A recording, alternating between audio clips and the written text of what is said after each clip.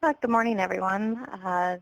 Today, we're going to go ahead and take a look at some of the new releases. So, Dee, can you just confirm you can see my screen just fine? Yes, I can. Yes, I can see your screen. All righty. So, if any time, if you have any questions, please enter them into the chat pod. Dee will be collecting those so we can make sure that we cover them. But we also have Mike Baker and Jim Potts with us, so they can answer your questions as well. We're going to take a look at some of the updates in ATIM that we have recently released. I know Jim wants to say a couple things about the IWDS information, and I'm sure Mike has some things to cover too, so we'll go ahead and get started. One of the things that what you're looking at right now are the updates, and I just want to remind everybody that you can go to ilworknetmanufacturing.com, and you have in your ATIM, you can end it with ATIM Guide or go to the footer and select ATIM Guide, and it takes you to all the resources. This video will be posted on the Videos for Workforce and Education Partners page for future reference. And then remember that all of the materials that we have are within each of these sections. For example, one of the items that was just updated based on new release is the set up teams and create personalized training and employment plans. So that's available in the downloads and other sections within the ATIM Guide. And if you would like to know what some of the updates have been lately, you can always go to ATIM Updates, and there is a listing of the updates and releases that are available. So I'm going to go ahead and start out with taking a look at the new dashboards. I am, since we are recording this and posting this, I am taking a look at this with our training information, and so we don't share the customer's personal information. So the first thing we're going to take a look at is the services. We've added a couple new areas on the dashboard, and that's the IWDS services and credentials. And this is kind of nice because it takes a look at, it kind of breaks out more. These services are in your training plan dashboard, but this breaks out those IWDS services, and so you can take a look exactly how many are open, successful, unsuccessful for your area or for your region, and then you can see the number of customers that are enrolled at least one service. So it kind of takes the training plan dashboard to another level. Then we also have the credentials dashboard. So again, these are the different credentials that are listed in IWDS. So you can take a look at how, number one, how many customers have earned at least one credential. So here's your unduplicated number here. And then you can take a look to see how the credentials that have been earned, how those are distributed for your region. So that is the credential page. Let me go ahead and the next thing that we're going to take a look at are our enrolled customers. And one of the things that we've added, we have a sync with IWDS, and you'll see that we have the enrollment status that's been updated. So if darn it, I'm trying to highlight this for you. Natasha, we've added a few. Natasha, we have a question from Pat, and it says, when I look at the IWDS services dashboard, the numbers are the same for statewide and for our region. Is this correct? I can look at it. I'll have to look at it on the production. And yeah, I'll go ahead. I'll take a look at it, and then I'll get back to her on that. Great, thanks. Okay. So anyway, okay. So let me. We did add a couple of new areas. We have the IWDS Exit, we have the exit status, we have the exit date, and then, I'm sorry, enrollment status as exeter, we have the enrollment status, we have the exit date, and then the exit status as that gives the reason why they have exited from the program. So those are a couple new fields that are added, and those are available in the customer's profile. Then we have also added some more areas that are synced to IWDS. So we already had the assessments that are pulled from IWDS. Now with the addition of the credentials that you can enter within IWDS, we have a section for credentials. We have a section for the services. And then we had, previously it said just show jobs. So what we did was we broke out so you can have a section for showing just the work-based learning experiences. And then we have a section for the permanent placement. Okay. So those are some new additions, and that is in the personalized training and employment plan that also shows up under their profile. Natasha, this is Jim. This is a real good time for me to address what I was wanting to speak about. Okay, great. This is Jim Potts, and in relation to IWDS, and I think most everybody knows this, but I just want to reiterate, when somebody's getting a service of OJT or internship or paid work experience or unpaid work experiences, those are not jobs that you would load into the work history in IWDS. Those are services. You document them on the services screens. So I just want to make sure that everybody understands all of those services would never get loaded in under the work history of an IWDS customer. The only job that you would put in there would be their unsubsidized employment. So that would be whatever they're going to get after their training is over.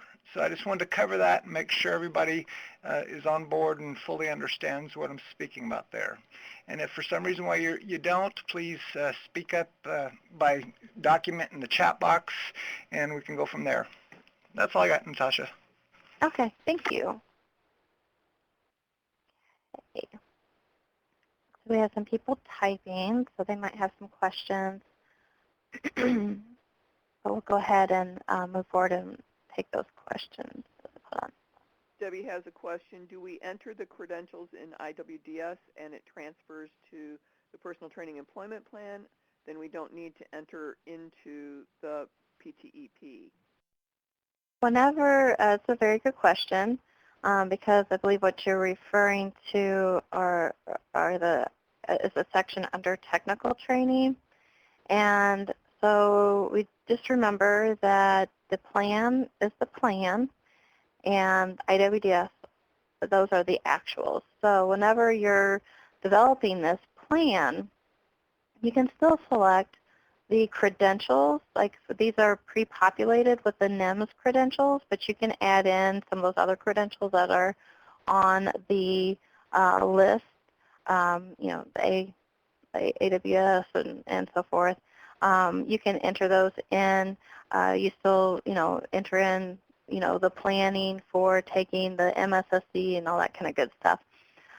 Because remember, the plan is to help communicate to the customer, what the goal is, what kind of credentials they need to earn, what courses they need to take, what the plan is for achieving those, the dates and so forth. Now, when you enter them into the plan, it's just simply communicating to the customer that this is the plan.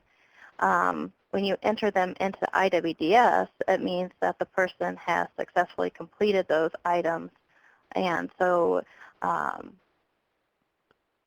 just want to make that clear, that when you enter them into the PTEP, it doesn't populate IWDS. You still need to enter those into IWDS. What it does do is just simply let the customer know, the roadmap to get them what the plan is going to be, what they need to accomplish. I hope that makes sense. We have another question. that says, under show credentials, when IWDS, IWN sync, will it also pull older credentials that the customer may have earned under a different program? No, it only pulls the credentials that have been identified, just recently, that have been in addition to this program.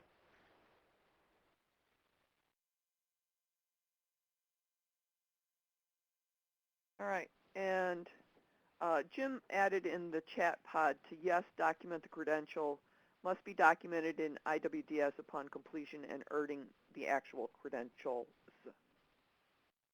Yes. Okay. Okay. I just want to Okay. reiterate what Natasha had said, so that's the reason why I made sure everybody understood. Yeah, thank you.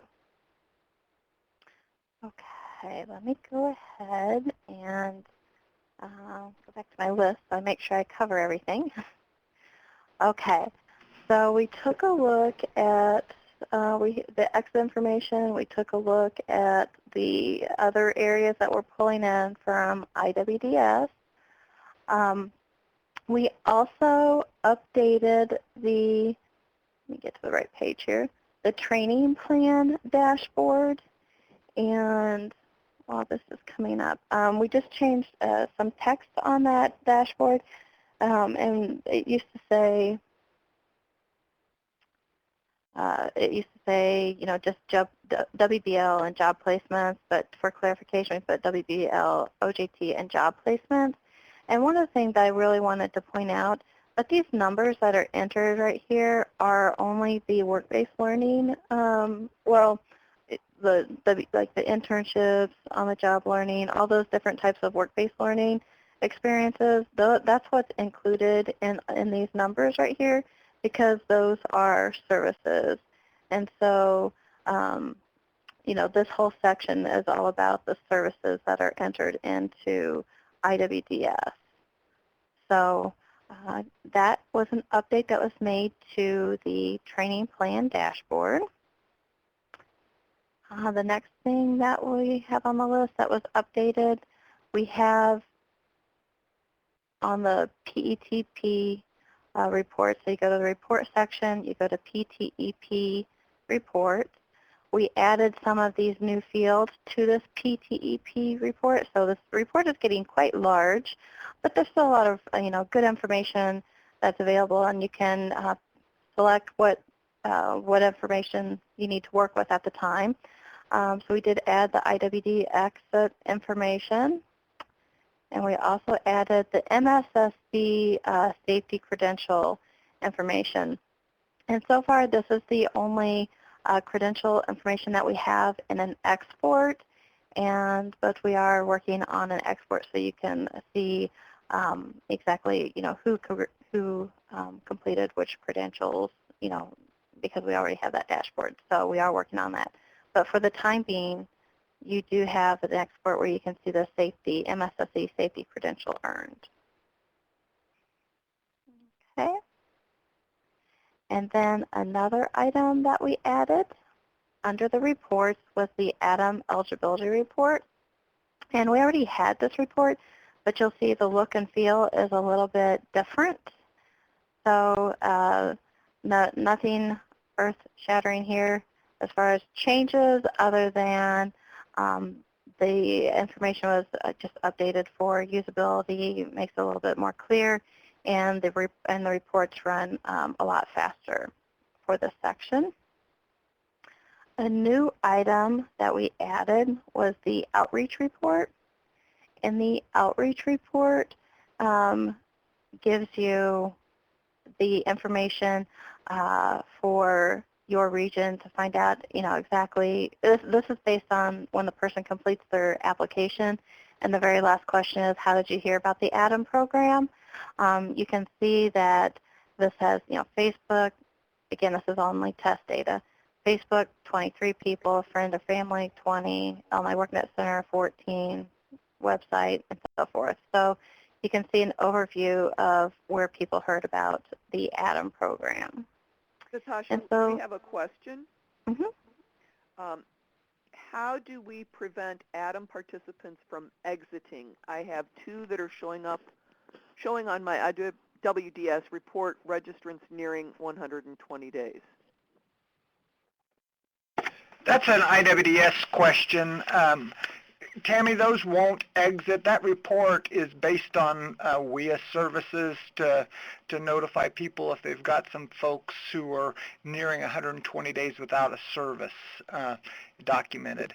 For ATIM, there is no rules about that, but there is an issue in your area where you guys aren't enrolling people in services, so you got to make sure to get with your systems administrator to set up the relationships so you can enroll clients in the proper services. And we have another question about staff used to be able to sort ATIM eligibility report by application date. Cannot do that anymore. Any chance that can be made available again? Okay. Yeah, we can definitely. I'll just take that. Let my programmer know. And let me just navigate there real quick, just to make sure that I'm understanding exactly what you're referring to is this section right here, right? Yeah, this column. Yeah, it looks like it should be sortable, and I don't know why it's not. So I'm assuming that's what you're talking. Okay. Yep. Thank you. I will definitely take that back to our programmers.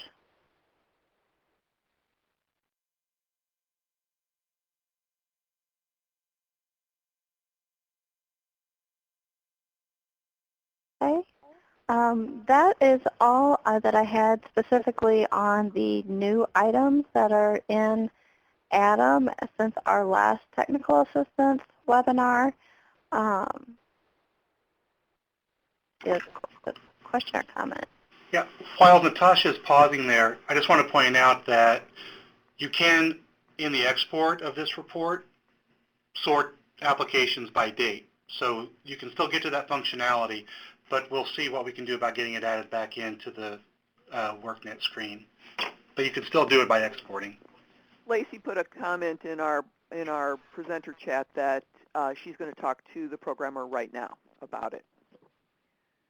So hopefully he can have it updated or reestablished very quickly. We have another comment from Tammy. They are enrolled in services. They have the services auto-populate from ATIM, and now we have transportation services. I'm thinking that that's a follow-up to her original comment, and Jim is going to contact you after the webinar, Tammy. Yeah, that's again, it's a relationship issue that they have at their local level that has to get straightened out. So I'll contact Tammy and the local systems administrator at 24 and get that fixed. Great. Great. Natasha, are you done with your you said you were done with your new updates since the last technical assistance webinar, right? Yeah. If there are specific questions, looked like there was, let me look at the thing here. One person that wanted more information about outreach, one person that wanted more information about creating teams, and a couple people had questions about enrolled customers in the PTEP. If you could just go ahead and type those in. So I want to be mindful of everybody's time. So if you have specific questions about those, then we'll go ahead and answer those. Okay. Debbie, what is the process for exiting dropouts from the add-on services in IWDS and WorkNet? So that would be more on Jim. Debbie had a question about exiting. What is the exit process or process for exiting dropouts?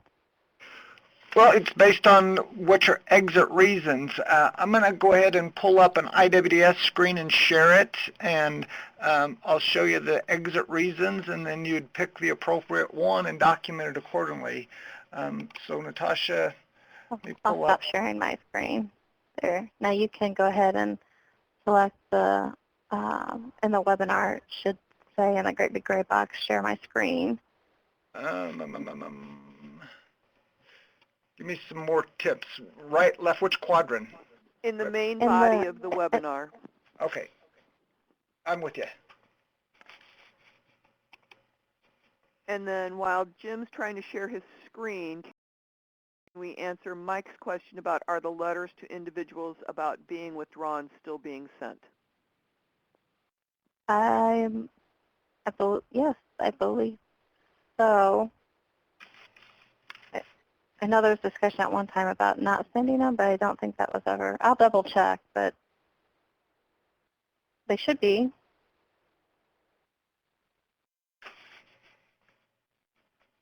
All right, Jim, are you ready to share now?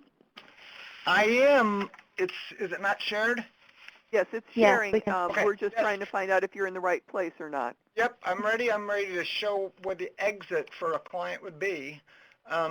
Here's the case of a client, and it's in our training database. So if we're getting ready to exit the clients, you have their exit reasons. So you would have your choices: entered non-training related employment, entered training related employment, program ended, withdrew from the training, or withdrew from the program. So those are your options. If the client has earned any credentials, you'd want to make sure to document, because even if they ended the program, I'll give you an example. One local area had a person who completed their safety training, MSCC safety. She was then enrolled in some other types of training, but she got a job out of the manufacturing line, but she was still able to take credit for the job, or excuse me, the training. She had MSCC and had a credential, and then she'd gotten a job, but this wasn't related to training. So on her exit screen, she would have the credential. Like in this case, you'd pick both credentials this person had earned.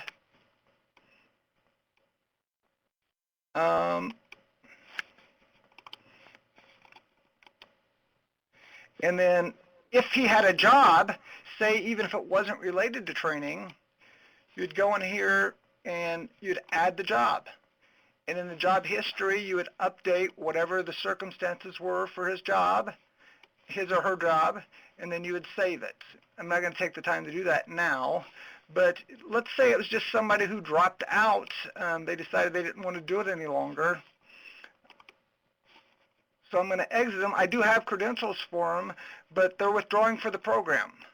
I would hope that there's going to be a good word picture by the case manager and also by the project manager of why somebody's dropped out, or at least they've tried to interact to get the person re-engaged in the program. But if that was the case for Brian, that he's dropped out, I would save it. It's going to give this, the error message, I'm about ready to exit him, and he would be exited. And then he's withdrawn from the program.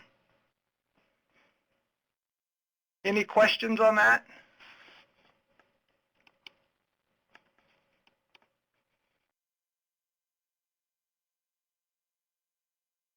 It doesn't look like anything's coming in from the audience, Jim, so I think we're in good shape there. And if somebody needs a walkthrough, I mean, that was a quick. If they need some assistance, feel free to contact me directly. I can walk them through it. Once you do one or two, it's going to be old hat. It's basically the same process as exiting a WIA client. It's just fewer choices of reasons for exits. But it's important that you take credit for anything that the person's done within the program. If they've attained a credential, take credit for that and make sure you have loaded that and you pick that, and then exit accordingly, whatever the situation is. All right, we've got a couple of things that have popped into the screen now. Do we exit a person if they have full-time job but anticipated only to be 6 to 9 months? Yeah, Larry, Jim, and you and I need to talk about that one. I think I know the context of what you're asking there. But I need to know a little more information about that to best answer that one. So Jim and I will reconvene with you, then we'll get back to everyone else on that one. And then the next question says, for an OJT, I wouldn't exit until after the OJT is completed.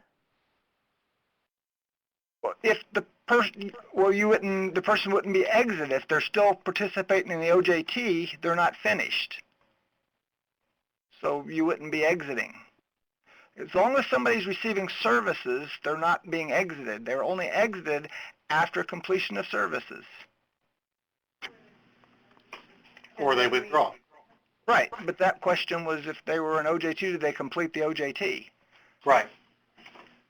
And then we have what needs to be done in their WorkNet enrollment.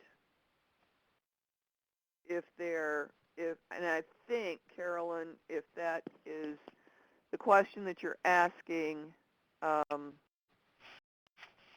sorry, it was from Debbie. What needs to be done in their WorkNet enrollment, is that in reference to exiting them in IWDS? Just type a yes in the chat pod, or no, and put what you really meant. If she's talking about the personalized training. Okay.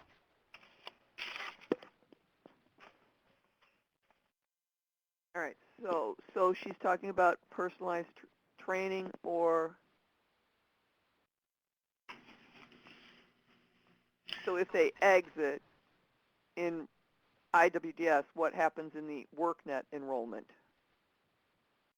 Then really, I mean, it just pulls the information from their, I'll share my screen. Well, what they would also want to do, Natasha, at least this is what the advice that we'd gotten for the person who got the other job, they'd want to close out whatever, if they still had planned activities on somebody who withdrew, if they still had plans for on down the line all the way through, they would want to make sure to close those out. I think that's still the guidance, isn't it? Yes. Yeah, Yes, I was exactly. just getting ready to say that. It depends on, to answer this specific question, it depends on the nature of the exit. If they've completed the program successfully and gone out, that means that they have completed their plan. Or maybe, even if they completed it successfully, maybe something in the plan didn't get done because a better opportunity came up. So regardless of the reason for exit, if there are elements in the person's personalized training plan that are not going to happen, you need to update the plan to get those out of there. Because you don't want to keep getting email notifications or have things be out of sync.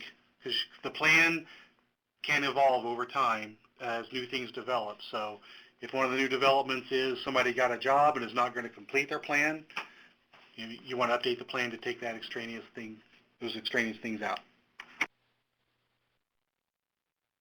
All right, I think, do we have all those questions answered? If you want to raise your hand, are all of those questions answered about that?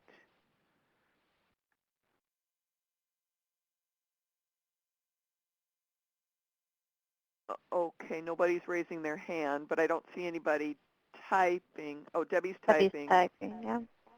All right, I want to give everybody a chance to say what they need to say here.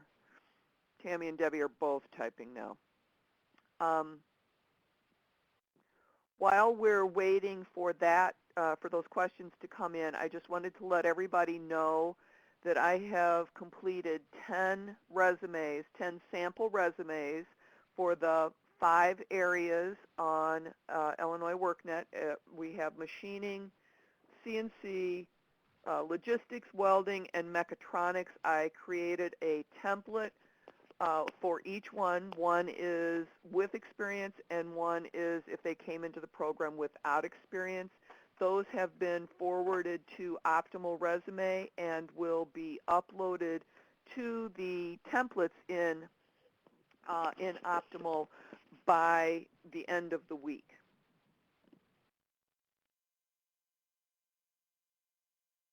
All right, we have a couple of questions here that say, if an ATIM person withdraws, is there anything we need to do with SPR?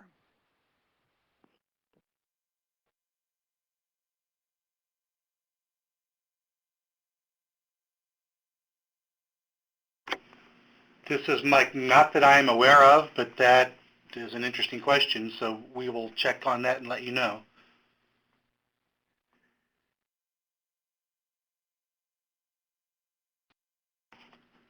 And then we have another question. What about follow-up services? Do we have to follow them for a year like WIA clients? And Jim answered for ATIM, there are no follow-up service options. can the resume templates be emailed out to us?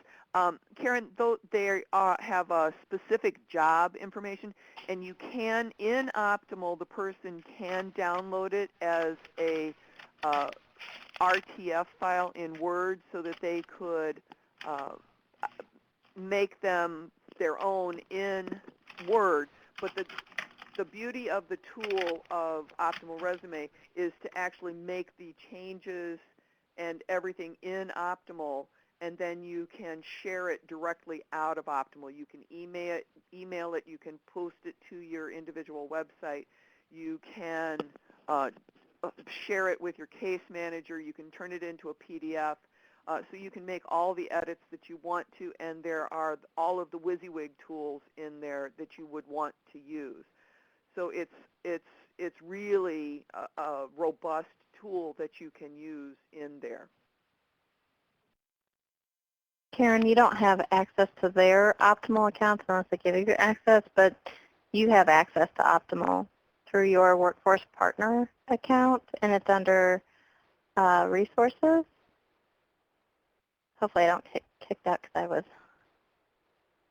it's thinking right now, but it's under Resources, and there's a link there for Optimal Resume. And we can send them out, right, just to everybody, just so that you can have, awareness to take a look at them. They're RTF files, so as long as they're able to open the RTF files, yes, we can do that.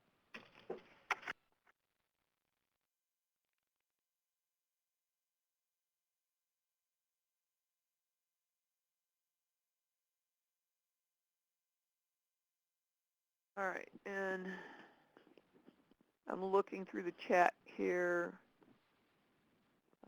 I don't see any additional questions. Mike, would you like to talk about some outreach? Yeah, thanks, Dee. I've already sent a note out to the project managers, so they may be asking you for this stuff. But even if they don't, if you know of a situation like this, please let them know.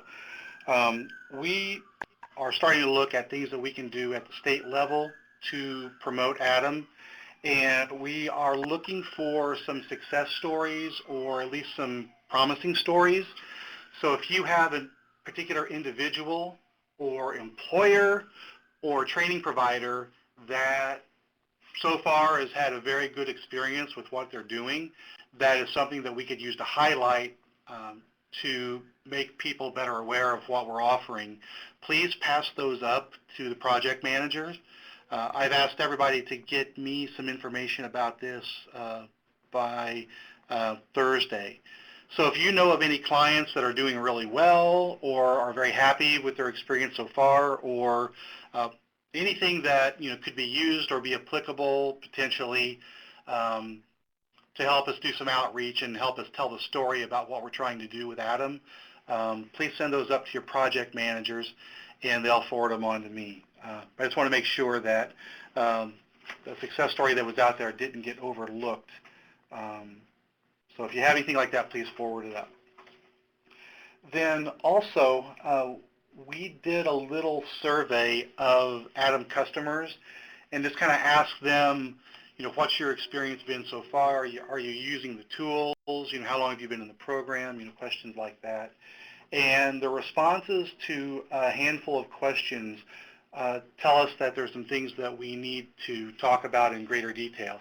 So but I want to give you all a heads up about those responses today, and then we'll have a dialogue on those as we go forward. But one of the questions was, how often do you check your account? And 31% say they check their account at least once a week, and some people do it even daily. So that's not too bad. On the flip side, the same percentage, 31%, said they've never checked their account. So, we've got kind of an opposite bell curve here. On one end, we got a third of the people that are pretty on top of it, and we got a third of the people that have never checked it at all.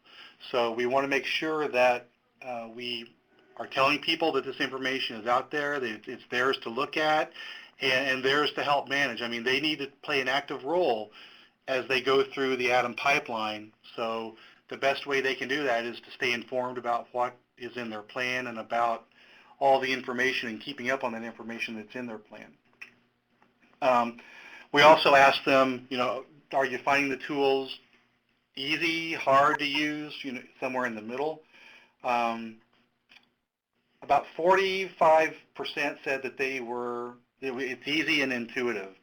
Another 47% said it's generally easy, but they weren't quite sure what to do with the data. Okay, so about half say no problem, almost half say okay, but not really sure what to do with it. 8% don't have a clue. Okay, so I'm happy that percentage is pretty low, but that does tell us that, again, we need to make sure that we are talking to folks about these and that they understand how to use them to the fullest extent possible. If they said that they didn't look at it or didn't look at it very often, we asked them, what was the reason behind that?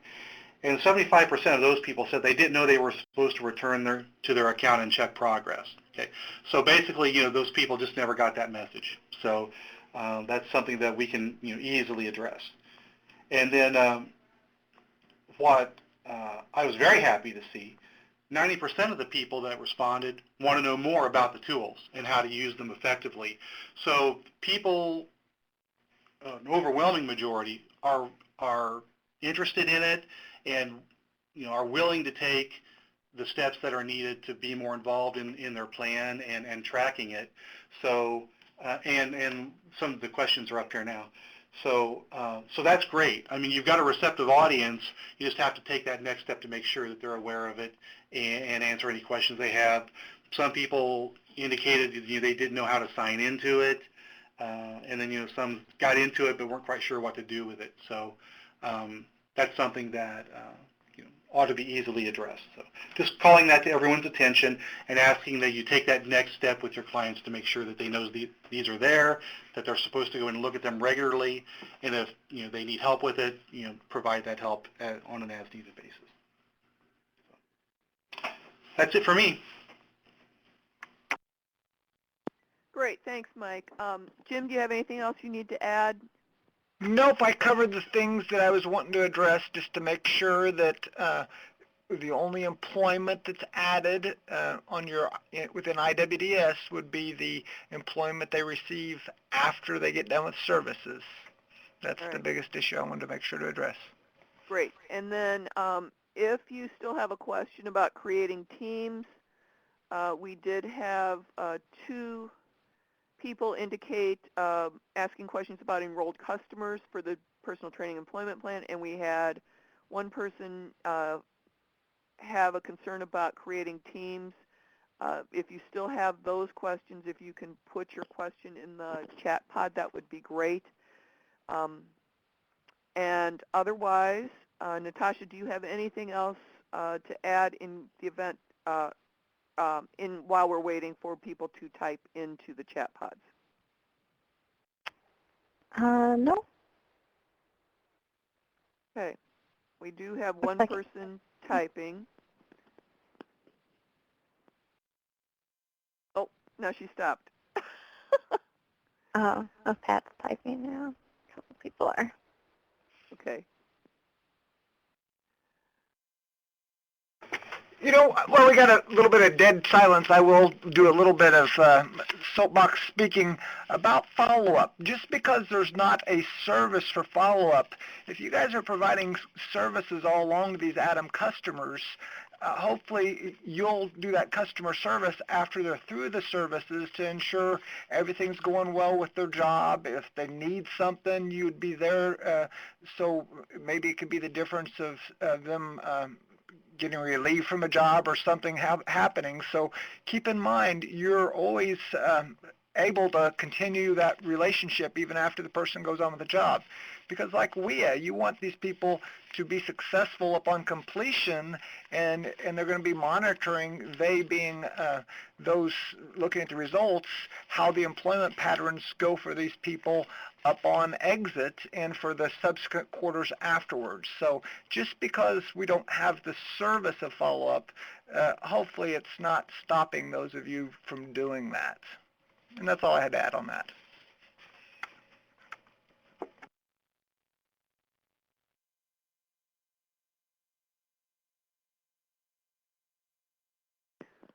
Okay, I see Mike typing, and he's got that in there. What I will do is make sure that Natasha has all of the resumes in email format so that she can share them with anyone that wants them.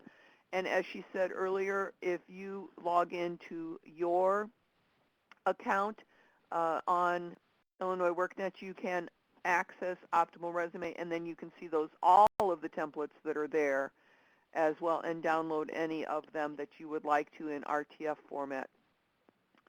All right, if there are no other questions coming from the audience, and nobody else has any other comments that they would like to make, we will end today's session.